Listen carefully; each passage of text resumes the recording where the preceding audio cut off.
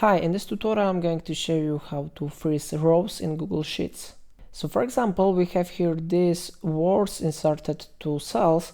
If you would like to freeze only one first row, you need to click on it, and then you need to go to View, you need to go to Freeze, and then you need to select here one row.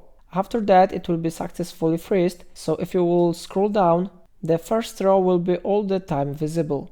If you would like to add more rows to freeze, you need to select number of rows which you want to freeze. For example, I select here 3 rows, and then I go again to View tab, I go to Freeze, and I select here up to row 3.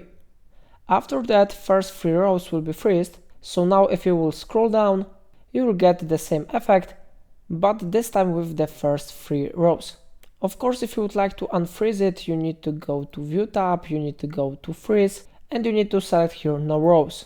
After that, effect will be successfully removed. So it is how it works. If I helped you, remember to like this tutorial and subscribe my channel. Please let me know in comment if it's a problem.